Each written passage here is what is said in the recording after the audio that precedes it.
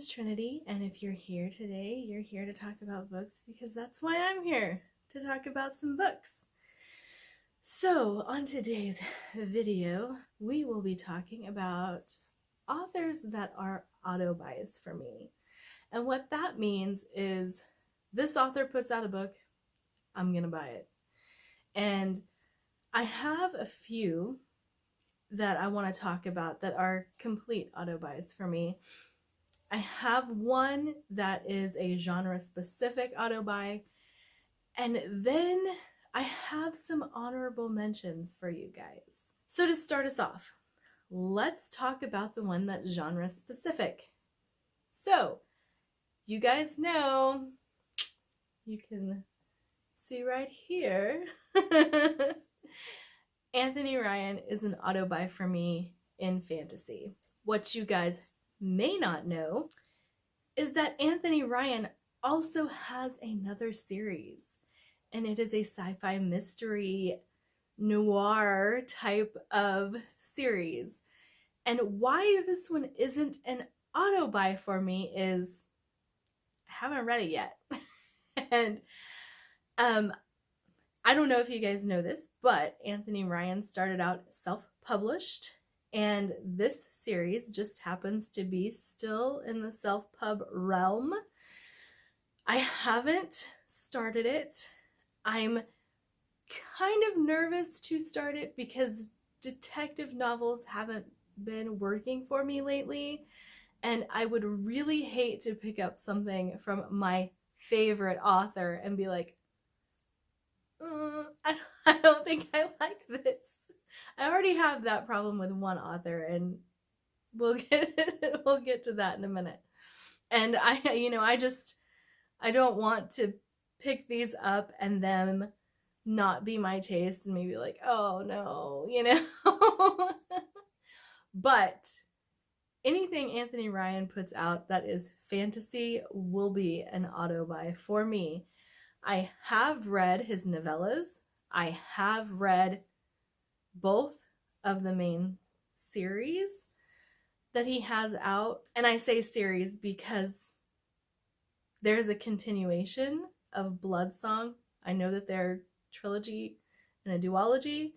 And then the Draconis Memoria trilogy. But I consider this one a series because there's 5 of them now.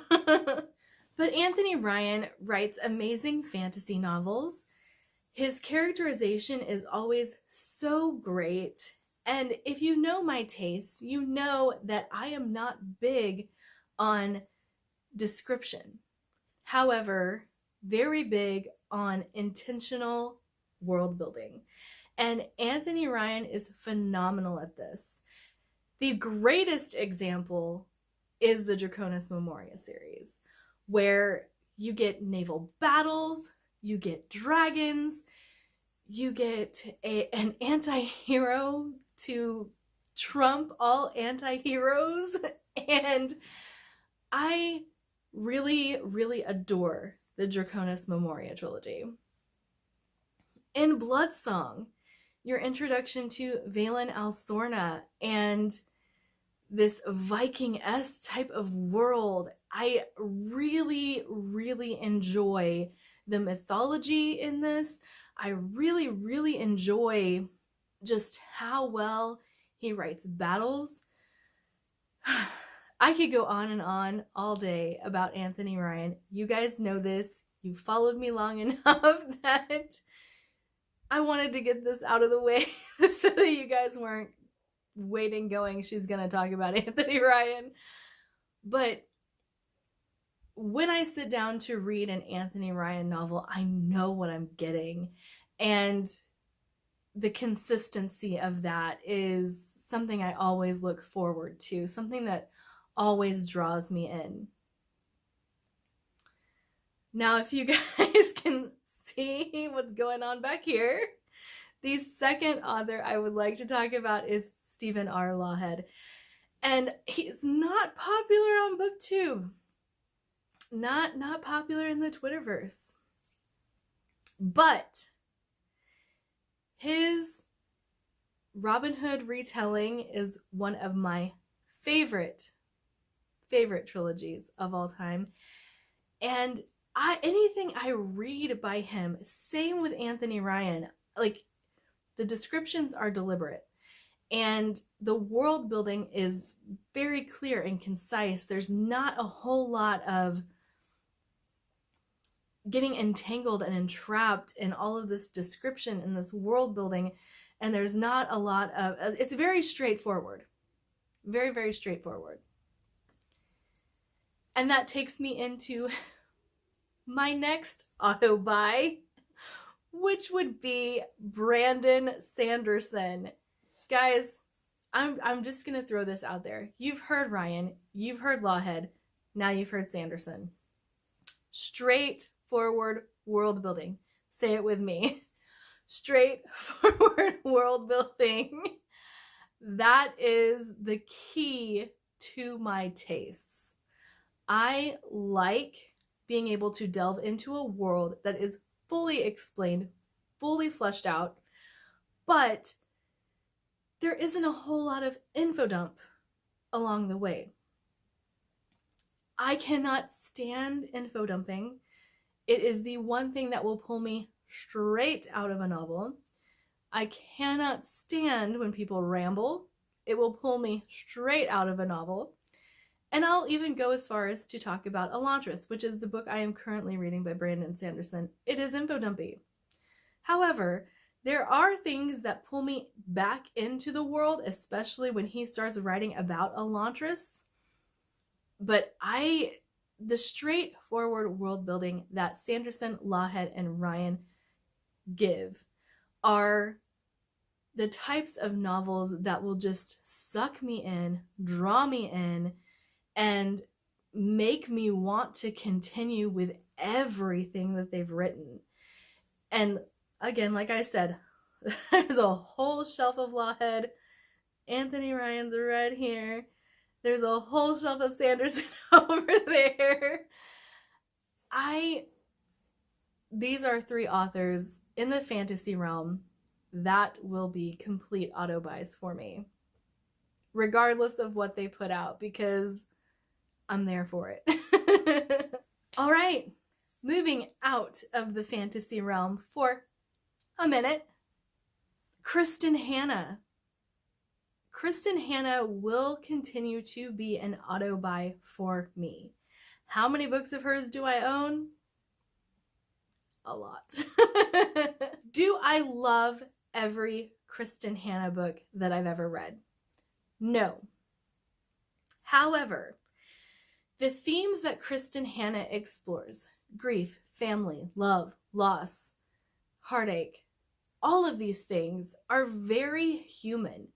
And the way she writes them really draws you in, really just makes you want to keep exploring her works just to see what she's gonna do next. I am thoroughly excited for The Four Winds, and I have no idea what it's about. How many of her books have I read? I have read Winter Garden. I have read Homefront. I have read Firefly Lane. I have not read the follow-up to that. I need to. I've read The Nightingale. I have The Great Alone on my 2021 to be read. You guys will see that later. And I love her writing. Her writing style is beautiful. She writes fantastic historical fiction. Are all of her books historical fiction? No. But her historical fiction books are probably my favorite historical fiction books that I have ever read. The Nightingale was one of my favorites that I read last year. And I have been a fan of hers for quite some time. These are the books that I read when I want to have like a really emotional time, like a really emotional moment. If I need to cry, if I want to laugh, these are the ones that if I just need to feel something, these are the books that I'm going to pick up. And in that same thread, that same vein of thinking, the next auto buy author for me is Barbara Kingsolver. So if you guys don't know, when I started reading, it was in high school. It was not, I haven't always been a reader. I say that. Middle school, high school, I was reading like the Goosebumps and the Fear Street, and that's about it. I wouldn't touch anything else. But I started a women in literature class, and whenever I was introduced to Barbara Kingsolver, it was via the Bean Trees. And I had not read anything that had made me feel such, like, hadn't made me cry. It hadn't tugged on my heartstrings. And then I read The Bean Trees, and I fell in love with it. And that solidified my love for Barbara Kingsolver. And if you guys have seen any favorite, like, standalone books of mine, Barbara Kingsolver's The Poisonwood Bible would be on that list. And I just absolutely adore the way that she writes. I have read The Poisonwood Bible, The Bean Trees. There is also a follow-up to that I did read, Pigs in Heaven. I didn't like it as much, but, you know, The Bean Trees was hard to beat since it was the novel that got me reading, got me really into wanting to explore avenues outside of horror. I have read Flight Behavior, Prodigal Summer, Animal Dreams. I've read most of them. I do, however, have Lacuna and Unsheltered. Those are two that I have not yet read, and Unsheltered is going to be coming up on my 2021 reading list, I do believe. Oh, and High Tide in Tucson. I read High Tide in Tucson too. Okay, and one of my newest additions to Auto by Authors would be, drumroll, I don't know how to do that sound, Leigh Bardugo. Have I ever rated a Leigh Bardugo novel a 5-star? No, but I've consistently rated her books 4 stars. That is awesome. I don't know of an author that I have given a 4-star to everything I've read by them. Have I read The Grisha first yet? I have not, but Shadow and Bone is on my Pop Sugar Challenge for this year, so I will be getting to The Grisha first. But I have read Six of Crows and Crooked Kingdom, and I loved them, adored them. They were fantastic. I read Ninth House. It was so good. And I just like her writing style. There are authors who can build these beautiful worlds and, you know, create all of these wonderful mystical elements, but then their writing style just doesn't jive with you. And you just kind of have to set the book aside. However, Leigh Bardugo is the opposite of that for me. I love her writing style, and I will read anything that she writes because the writing style is just so, it's fluid. It is so, I wouldn't say it's lyrical because she doesn't write like Laini Taylor or anybody like that, but it just appeals to me on so many different levels, and it really makes me happy to be reading. So while her books can be tropey, while they can be a little shallow at times, I really, really enjoy her writing style. It is really, really great.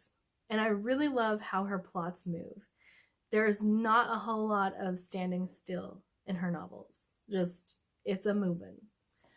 Okay, and then next on my list is one that if you know what this person is famous for, you're gonna probably laugh. And that's fine, because I absolutely love the Sookie Stackhouse series. And Charlaine Harris, again, I'm going to say writing style. I really enjoy books when they are fluid, when they move, when the plot moves. Do I need action? Not necessarily, But when everything is flowing and moving towards a purpose, I am entranced. I can't stop reading. And Charlaine Harris's books, they flow so well. And I have a hard time putting her books down. Again, are there like these super deep themes that she explores while writing? No. She mostly writes urban fantasy and mystery. And I adore all of them. I have read so much Charlaine Harris. It's not even funny, guys. But I really love her storytelling. I really love her writing style. And I will always be buying her books, even though I have multiple series of hers that I haven't read yet but have purchased. Hopefully they'll come up on my TBR 10 soon, and then we'll get there. Okay, guys. Here comes my dark heart. Are you ready? So, one of my favorite historical fiction authors is Jean Cologres, and I have adored like everything I've read from her. I have never given any of her books below a 3.5, and there's reasons that I gave the book a 3.5, and it was personal taste mostly for the specific book that I'm talking about. However, Jean Cologres, she takes dark figures in history and writes historical fiction stories about them. And they are so good, so gripping, so just heart-pounding and fast-paced, and just I adore them. I, Mona Lisa, that book will always be one of my favorites. Does it always make a top 10? No. If I do a historical fiction, there are 2 of hers that will make the list, regardless of how short or long the list is, because I, Mona Lisa was one of the best books that I read at the time that I had read it, and it still sticks with me. And The Burning Times. You guys know my affinity for witches. Do I need to talk about that? Like, again? But The Burning Times is one of the most, like, before I had read Year of the Witching, this was the book that was the one I would say was 100% to my taste and the book that I would write. And then there is the Covenant with a Vampire series. And we all know, again, how much I love vampires and witches. And it's Vlad. I have a very unyielding obsession with Vlad the Impaler. Anything Dracula that you have, please give to me, because I love Dracula. I love Vlad's story. I love getting into the books that are written about him. I really, really enjoy all of that mythology. I enjoy the setting of Romania, Transylvania, Budapest. I love that setting. And so anything written about Vlad the Impaler is I need to do a whole video of these are the books I recommend if you like Dracula, if you want more Vlad. And I have another book that I got for Christmas that's about Vlad the Impaler, and I'm so excited. Okay, so those are the ones that are complete auto buys for me. However, I do have a couple of honorable mentions, and these come with slight caveats. Like, I do plan to eventually read Slab City Blues from Anthony Ryan, so these caveats are a little bit stricter or a little bit broader. I don't know how you want to look at that with these specific authors. So, on my honorable mentions of auto-buy authors, we have Brent Weeks. The reason he is an honorable mention is because I have purchased everything that he has put out. So, he is an auto-buy author for me. However, there's no more books to buy. So, until Brent Weeks puts out something else, I can't really put him on an auto-buy list because there's nothing else to buy. I've read them all. Well, I own them all. And on that same front, Kim Harrison. Kim Harrison is an author that is an auto-buy author for me, but I own all of the books. So, I mean, Lawhead might be in there, but I might own all the Lawhead. Who knows?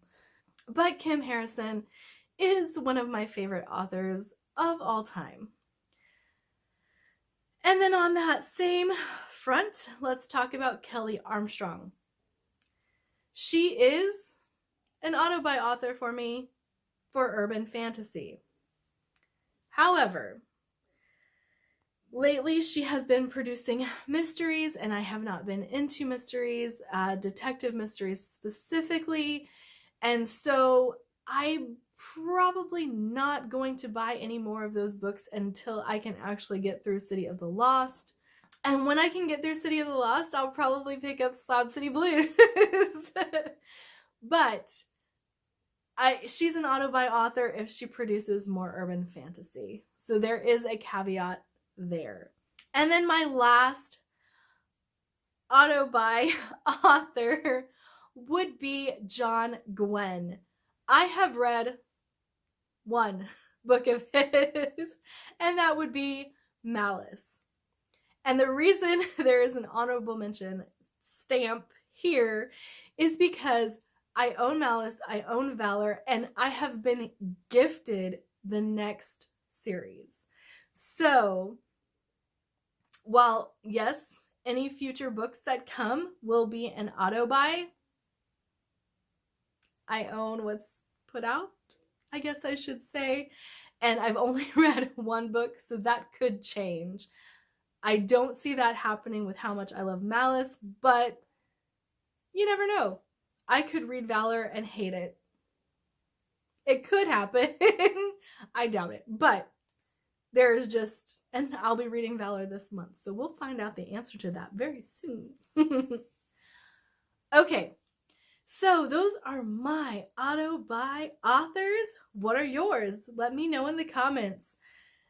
Do you like the same authors that I do? Do you not like the same authors that I do? Is there a reason that these, authors shock you? Just let me know in the comments. Like, subscribe, do all the fun things, and I will see you in my next video. Bye.